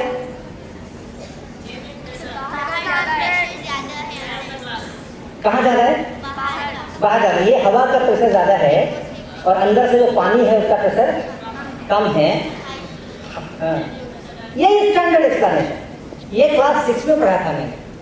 क्लास 6 में ये एक्सपेरिमेंट था और उसका टाइटल था वायु दबाव लगाती है, एयर एक्सर्ट्स प्रेशर। ये इस हेडिंग के साथ में ये एक्सपेरिमेंट था और इससे ये साबित किया गया कि नीचे से हवा जो है वो फोर्स लगा रही है, प्रेशर लगा रही है और इसके कारण से ये नहीं गिर रहा है। तो ये जब एक्सप्लेनेशन लोग देते हैं तो हम फिर पूछते हैं अच्छा हवा नीचे से फोर्स लगा रही है, ये पानी तो ऊपर से फोर्स लगा रहा है ना ढक्कन के ऊपर, तब क्यों नहीं गिरा? तो कहते हैं जैसे अभी इन्होंने कहा कि अंदर में पानी का प्रेशर कम है और बाहर में हवा का प्रेशर ज्यादा है। ये पानी का प्रेशर कब कम हुआ ये बताना। ये देखो अभी यहाँ कितना प्रेशर है? हवा का जो बाहर का प्रेशर उसके बराबर है या कम ज्यादा है? बराबर है ना? और जब मैंने इसको गिलास से भर दिया, अब यहाँ कितना प्रेशर है? ऊपर में टॉप पे थोड़ा पानी गिर सकता है यहाँ पे, कुछ बूंदे अगर गिर जाए तो अभी वैसे बुलाएंगे नहीं।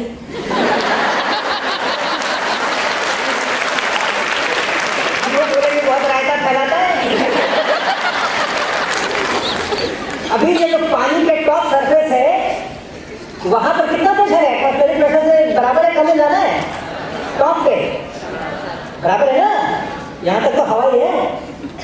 अब नीचे आओ, प्रेशर नीचे आने से बढ़ता है घटता है? उतना ही रहता है, बढ़ता है ना? पानी में अगर नीचे जाएंगे तो प्रेशर बढ़ेगा ना? बढ़ता है ना? पानी में नीचे जाएंगे तो एथरोजी। तो यहाँ पे एटमॉस्फेरिक प्रेशर है और उसके बाद नीचे जाने से और भी ज्यादा हो गया पानी में प्रेशर, हर जगह पानी का प्रेशर जो है एटमॉस्फेरिक प्रेशर से ज्यादा है, हर एक जगह, पूरे गिलास में। तो अभी तो पानी का प्रेशर कम नहीं है भाई, अभी तो एटमॉस्फेरिक प्रेशर से पानी का प्रेशर कम नहीं है। अब अगला स्टेप क्या था, हमने पे ढक्कन रख दिया। ढक्कन रखने से प्रेशर कम होता है क्या? ढक्कन रखने से अंदर का प्रेशर कम हो जाता है क्या? ये हमने गिलास में पानी लेकर के यहाँ रखा और उसके ऊपर ये ढक्कन रख दिया। ढक्कन रखने के पहले पानी में सब जगह प्रेशर एटमॉस्फेरिक प्रेशर से ज्यादा था, हमने ढक्कन रख दिया। ढक्कन रखने से प्रेशर घट गया क्या? नहीं घटा, तो घटा नहीं। ढक्कन रखने से प्रेशर थोड़ी घटता है, कि घटता है? कभी कभी लोग कहते हैं, खासकर शिक्षक लोग, कि नहीं अब तो देखो आपने ढक्कन रख दिया, एटमॉस्फेयर को काट दिया, तो अब एटमॉस्फेरिक प्रेशर नहीं है, अब खाली वो उतना सा जो 4 इंच 5 इंच का जो पानी है उतने का ही प्रेशर वहां पर रख गया है, ऐसा भी कहते हैं। ओके, ढक्कन रख दिया तो आपने एटमॉस्फेयर को काट दिया, अब एटमॉस्फेरिक प्रेशर लगना बंद हो गया।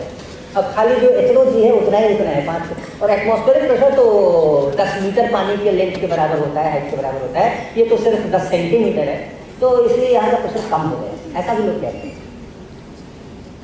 लेकिन ढक्कन रखने से प्रेशर कम नहीं होता है।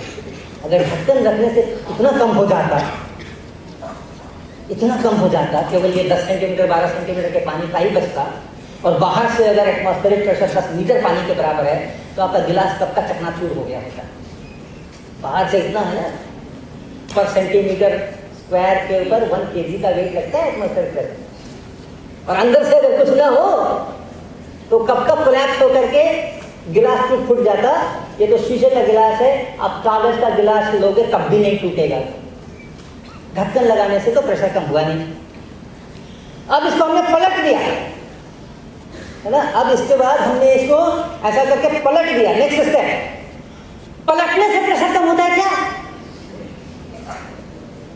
पलटने से प्रेशर कम होता है क्या? इस स्थिति में और इस स्थिति में फर्क ही क्या है? यहां पे दोनों तरफ से बंद है ना, दोनों तरफ से बंद है। एक तरफ से शीशे की पेटी से बंद है, एक तरफ से ये इस ढक्कन से बंद है, और अभी भी वही हालत है। एक तरफ से शीशे की पेटी से बंद है, ऊपर के साइड में, नीचे के साइड में ढक्कन से बंद है।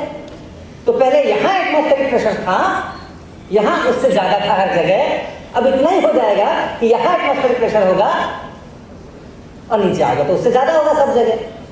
तो अंदर का प्रेशर हमेशा हमेशा, पानी भरा तब भी, ढक्कन लगाया तब भी, पलट दिया तब भी, अंदर का प्रेशर हमेशा बाहर के प्रेशर से ज्यादा है। फिर ढक्कन क्यों नहीं गिरता? हाँ जी, हाँ, प्रेशर क्यों घटेगा? जब वाटर का लेयर तो ये जाने वाटर थिकनेस होगा, जैसे ढक्कन बाहर निकलना चाहेगा, वॉल्यूम डिस्प्लेसमेंट चाहिए उसको, तब वो प्रेशर घट जाएगा कुछ। तो यानी कि पानी में एक्सपेंशन हो जाएगा। हाँ, कुछ सरफेस टेंशन लेके होता है, लिखा है कहीं के लोगों ने लिखा है कि लिक्विड का थिकनेस होता है। Very good, very good. तो देखो पूरा पानी मैंने भरा हुआ है, ध्यान है ना, पूरा पानी में मैंने भरा हुआ है, और सर ने कहा कि जब आप पलटते हो और हाथ हटा लेते हो तो ढक्कन थोड़ा नीचे आता है। उसके बाद कहानी शुरू होती है सरफेस टेंशन वगैरह वगैरह। तो ढक्कन नीचे आ गया है, हवा घुसी नहीं है, हवा तो नहीं घुसी ना, पूरे में अभी भी पानी भरा है ना, इसका मतलब हो गया ढक्कन नीचे आ गया, तो यानी पानी में एक्सपांशन हो गया, पानी का जितना वॉल्यूम था उससे वॉल्यूम बढ़ गया, हवा तो घुसी नहीं है। और ये मत सोचना कि पानी नीचे आ गया ऊपर में वैक्यूम हो गया। अगर वैक्यूम हो जाएगा तो गिलास टूट जाएगा तुम्हारा। बाहर से बहुत सारा एटमॉस्फेरिक प्रेशर है सब तरफ से, बीच अंदर में अगर प्रेशर 0 हो गया, वैक्यूम हो गया, तो गिलास गया काम से। एक गिलास से हाथ धो लोगे तो इसलिए वहां वैक्यूम नहीं हो सकता, हवा घुसनी है, तो पानी को ही एक्सपैंड करना पड़ेगा। और जैसे गैस एक्सपैंड होती है तो प्रेशर घटता है, पानी एक्सपैंड होगा तो उसका भी प्रेशर घटेगा, और इतना ही सा घटेगा, इतना ही सा घटेगा, जरा सा ही घटेगा कि ढक्कन के वेट को इन दोनों का जो डिफरेंस है वो संभाल सके। तो आप देखो ये एक्सपेरिमेंट भी बहुत जमाने से चला आ रहा है, लेकिन इसके एक्सप्लेनेशन में भी बहुत क्वेश्चन करने की जरूरत है। आपने ऐसा देखा होगा कि एम्बुलेंस के ऊपर, उसके बॉडी के ऊपर ऐसे उल्टा उल्टा लिखा जाता है। क्यों भाई? ताकि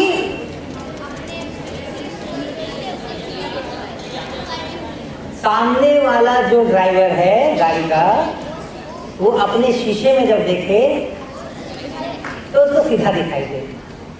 तो ये उल्टे को सीधा करने के लिए कौन जिम्मेदार है?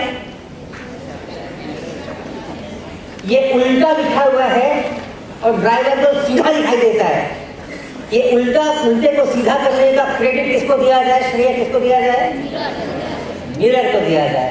मिरर जो है वो उल्टे को सीधा करता है। हाँ, किनको बोला? एक आ जाओ यहाँ की तरफ देखते हैं, एक को आ जाओ, उठ के आ जाओ, आ जाओ।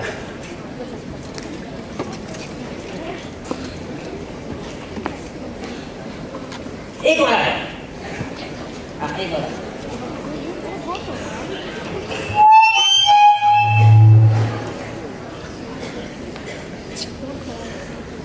आप इधर करेगा। क्या नाम है? परिष्मिता रेखा। अरे आप इधर आ गए भैया, इधर इधर घूम जाओ, इधर घूम जाओ, मेरी तरफ घूम जाओ, ऐसा घूम जाओ। तुम्हारा क्या नाम है? ओके, ये बताओ उल्टा है कि सीधा? उल्टा है कि सीधा? मिरर का है?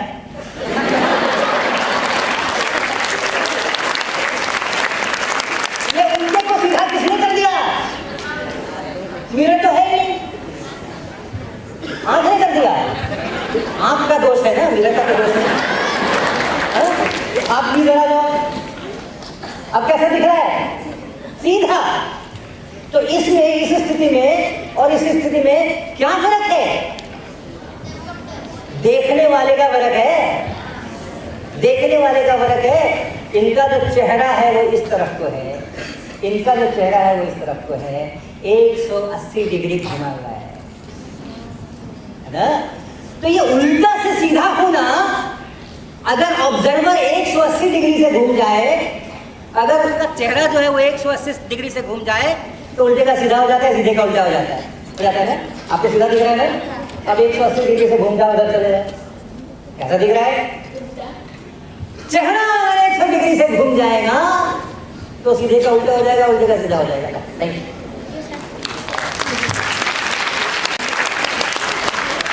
अब ये बताओ, जो कहता है कि उस गाड़ी के बॉडी के ऊपर उल्टा दिखाई देता है, उसका चेहरा किधर होता है? अगर गाड़ी इधर से आ रही है, दाहिनी तरफ से आ रही है, और कोई कहता है अरे देखो एम्बुलेंस उल्टा लिखा हुआ है, उसका चेहरा किधर है? ऐसे है ना, गाड़ी को देखेगा तभी तो देखेगा कि उल्टा है कि सीधा है कि क्या लिखा हुआ है। और सामने वाले ड्राइवर जो गाड़ी चला रहे हैं, अपने शीशे में देख रहे हैं, उनका चेहरा किधर है? गाड़ी चला रहे हैं तो सामने ही देखेंगे ना, ऐसा करके तो गाड़ी नहीं चलाएंगे। तो भैया 180 डिग्री का डिफरेंस है। जो कहता है कि उल्टा है उसका चेहरा इधर है, जो कहता है कि सीधा है उसका चेहरा इधर है।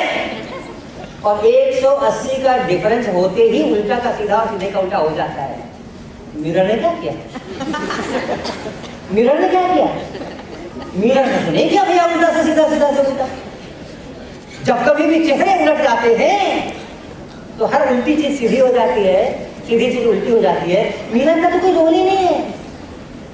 सदियों से मिरर को अपराधी घोषित करके रखा है।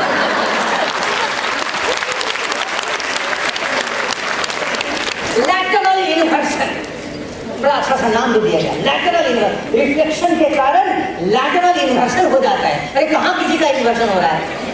वो तो देखने वाले का अपना पर्सपेक्टिव है कि हम इधर से देख रहे हैं, इधर से घूम के देख रहे हैं। कहते नहीं, बाएं का दाएं हो जाता है, दाएं का बाएं हो जाता है। देखो आप सीधी पल्ले की साड़ी पहन के जाओगे तो उल्टी पल्ले की दिखेगी,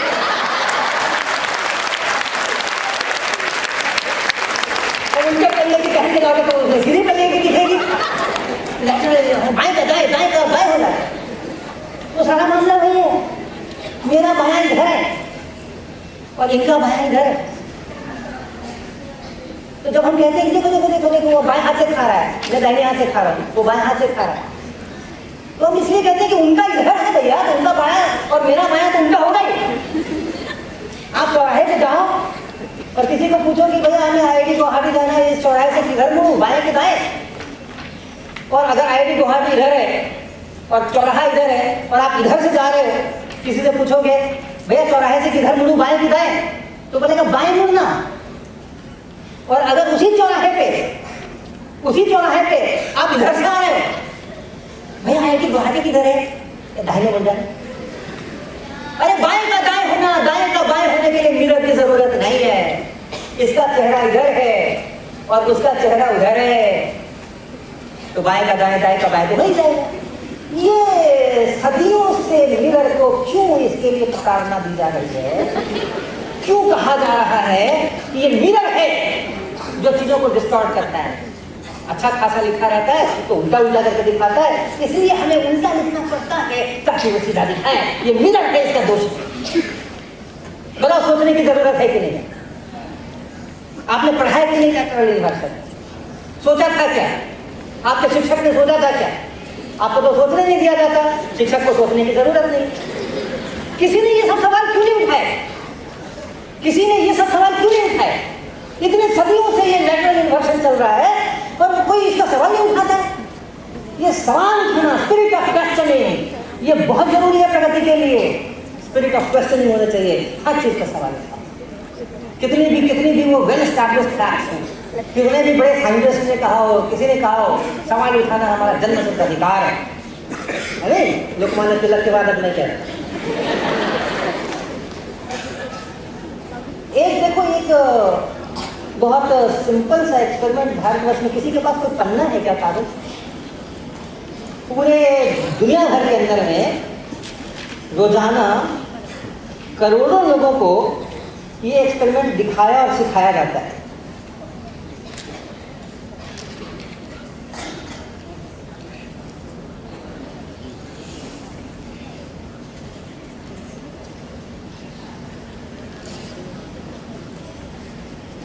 करोड़ों लोगों को ये एक्सपेरिमेंट दिखाया और सिखाया जाता है। एक कागज का स्क्रिप्ट लिया जाता है, दिखाए और क्या करते हैं, यहाँ से फूकते हैं। और फूकने से क्या होता है, तो क्या कहते हैं, क्यों उठ गया ऊपर? कौन सा थ्योरम? किसका थ्योरम? अभी सर ने बताया था, बनाने का थ्योरम। आप फूकते हो तो हवा तेजी से निकलती है, नीचे की हवा तो चल नहीं रही है, तो जब स्पीड बढ़ गई, प्रेशर कम हो गया, तो ऊपर की हवा का प्रेशर कम हो गया। नीचे की हवा का प्रेशर जो है उतना ही है, तो नीचे से ज्यादा फोर्स, ऊपर से कम फोर्स। ठीक ना? सही है। अब देखो, मैं इस कागज को यूं रख लेता हूं, अपने 2 उंगलियों पे रख लेता हूं, ऐसे रख लेता हूं। ऑलराइट, इस कागज को हम ऐसा नहीं पकड़ करके ऐसे पकड़ लेते हैं और वही धंधे करते हैं। ऊपर से फूकेंगे, तो यहाँ से फूकेंगे, हवा चलेगी, फूक, स्पीड होगी, प्रेशर कम हो जाएगा। नीचे से तो प्रेशर एटमॉस्फेरिक प्रेशर है, तो ये लिफ्ट करेगा। तो करते ना, देखो कुछ हो नहीं रहा है। और मेरा विश्वास करना, मैं वैसे ही फूक रहा हूँ जैसे पहले फूक रहा था। ये बहुत सिंपल एक्सपेरिमेंट है, no cost experiment, 0 cost experiment. सब लोग कर सकते हो, अभी भी कर सकते हो, लेकिन टाइम कम है ना, तो ज़्यादा अभी नहीं कह रहे, घर जाके कर लेना।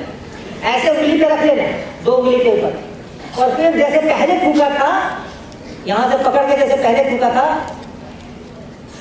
और जो उठ गया था वो, वैसे अभी भी फूकना, और वही थियरी का इस्तेमाल करना। फूकते हैं तो हवा तेज चलती है, हवा तेज चलती है तो प्रेशर डाउन होता है। ऊपर की हवा का प्रेशर डाउन हो गया, नीचे की हवा का प्रेशर डाउन नहीं हुआ, वो नहीं चल रही थी क्योंकि हम ऊपर से फूक रहे थे, तो लिफ्ट करना चाहिए। और ऐसे करके फूकते रह जाओगे, ढूंढते रह जाओगे, तो ढूंढते रह जाओगे, लिफ्ट नहीं मिलेगा।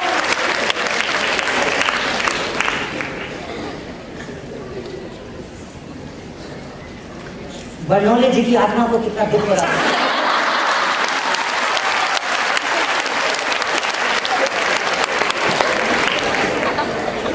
भैया, जहां जहां हवा चले वहां वहां बरनौली का नाम मत घसीटना।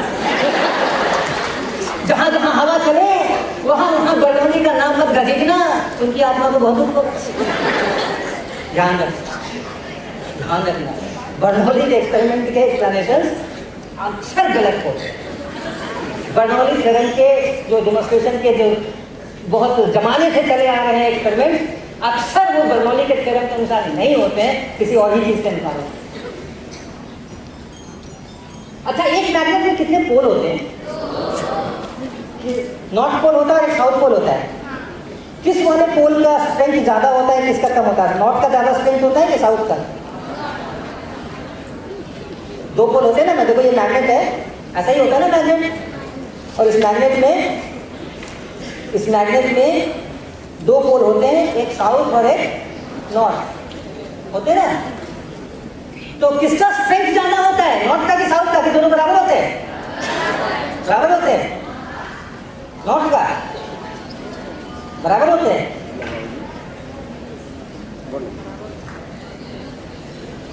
चाबी है क्या मैग्नेट से उठाने के लिए?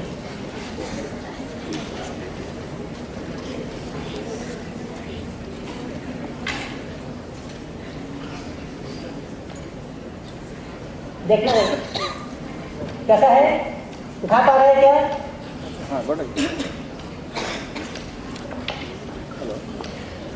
नहीं उठा पा रहे हैं या दोनों उठा पा रहे हैं? किनकी चाबी है? अच्छा, इसमें से ना आप एक चाबी केवल रखना है और बाकी निकालना। बोला सर कर सकते हो? भारी है ना, साइंस हो रहा है, मैग्नेट के लिए भी भारी पड़ रहा है।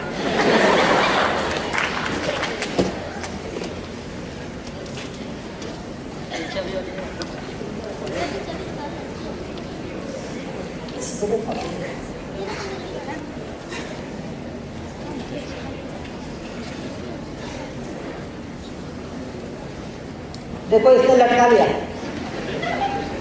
ना, जो लटका हुआ है यहाँ ए लिखा हुआ है पोल पे, तो ये साउथ पोल लगा रहा हूँ।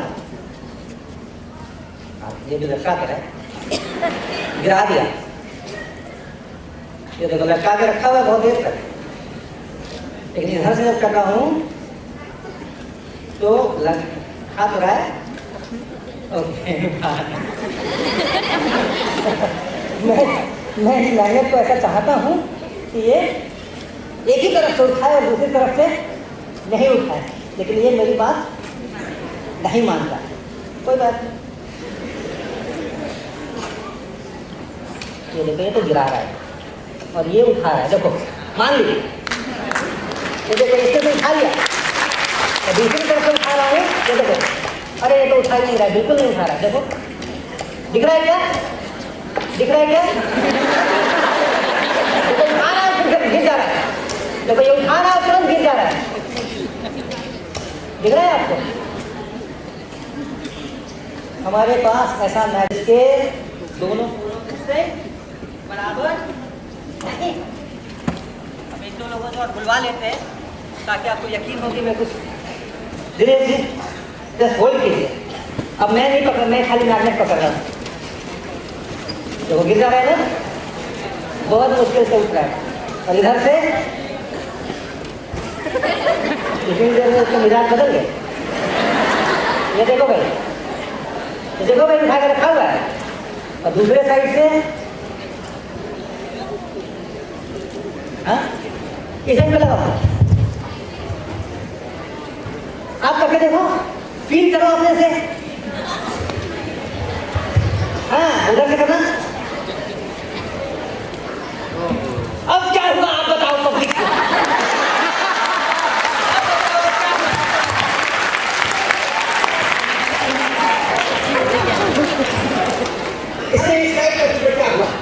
इसमें ये देखने को मिला कि एक एंड से उठ गया और दूसरे एंड से उठ नहीं रहा। उठ रहा था फिर गिर रहा था, दूसरे से एकदम हम सर ने एकदम हाइट पे उठा दिया। ओके, तो मैं जो कह रहा था वो सच कह रहा है। जो कहूँगा सच कहूँगा, तो भाई मैग्नेट में जो दो पोल होते हैं उनके स्ट्रेंथ आपस में कभी कभी बराबर होते हैं, लेकिन हमेशा बराबर नहीं होते हैं। अच्छा, मैं एक और मैग्नेट मेरे पास है, मैं ज़रा उसको ट्राई करता हूँ। मैं बना रहा हूँ मैग्नेट, मैं रगड़ रगड़ के मैग्नेट बना रहा हूँ। देखते हैं।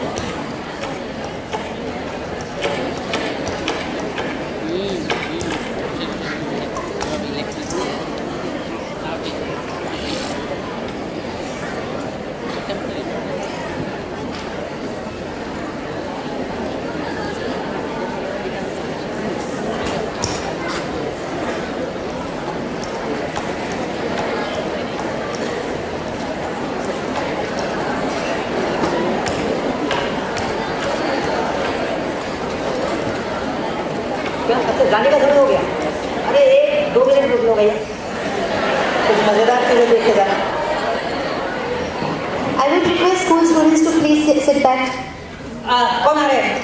सुनील जी, आप Please stay back. हाँ, जाइए। अरे कोई आ जाए, जल्दी से आ जाए।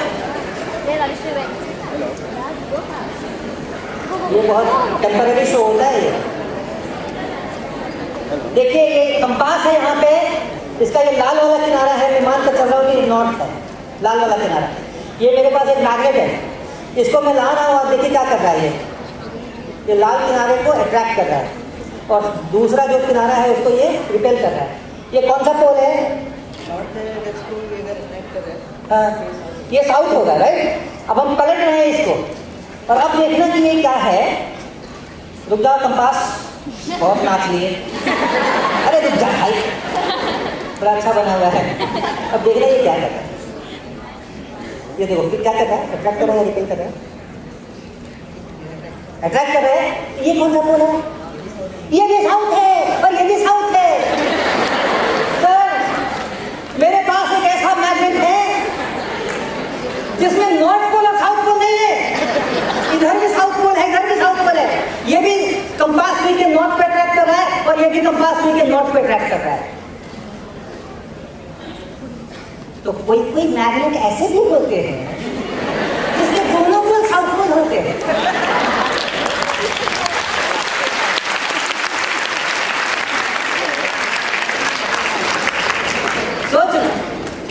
सोचना, क्वेश्चन करना और सोचना।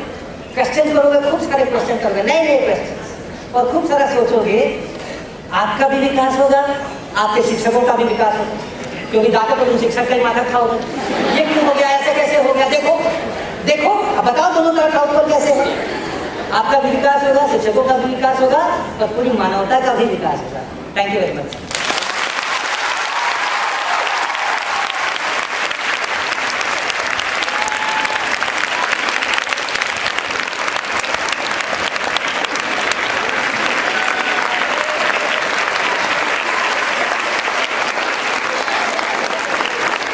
I request school students to please stay back for a minute. We have something for you. School students and teachers, please stay back. Thank you, sir. I think it's a very feeble word to describe what you have given us to ponder upon. And indeed, we are really, really grateful that you had enlightened us and our great sets are again jumping around to think beyond the boundaries. I would request Prasenjit sir to come up on the stage and present sir with the memento and souvenir of our CAT.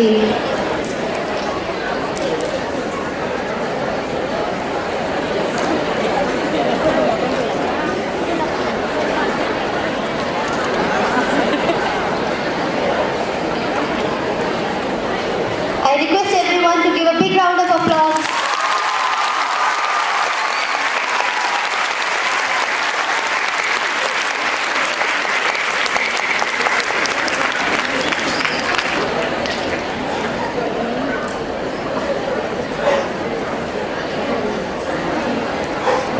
I request everyone to please once again give a standing ovation for sir, please.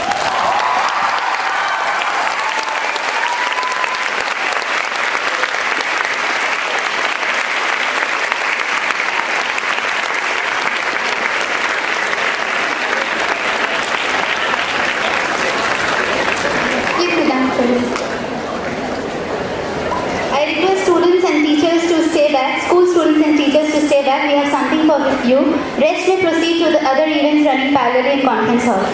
Thank you.